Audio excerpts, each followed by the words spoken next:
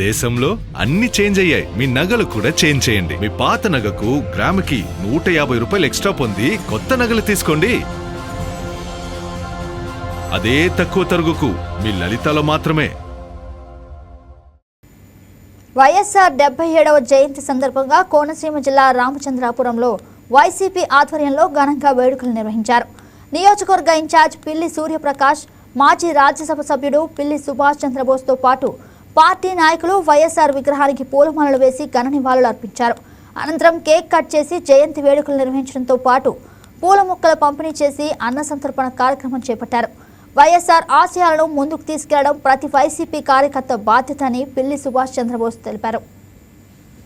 నిర్ణయాలు అపూర్వమైన నిర్ణయాలు, ఒక వినూత్న పద్ధతిలో చేసిన నిర్ణయాలు.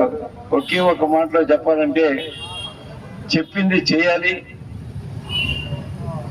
డెఫినెట్ ఖచ్చితంగా చేయాలి, చెప్పింది చేయలేని చెప్పకూడదనే సిద్ధాంతం కలవాడు ఆయన. అంచేత ఆయన ఇచ్చిన ప్రతి మాట అమలు చేశారు.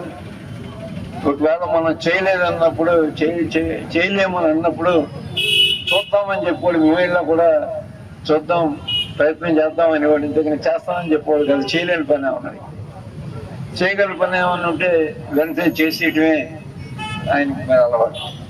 అంచేత ఒక మాట ఇచ్చాడంటే ఆ మాట పరిపూర్ణంగా అమలు చేసినటువంటి వ్యక్తిత్వం ఉన్నవారు డాక్టర్ రాజశేఖర రెడ్డి గారు.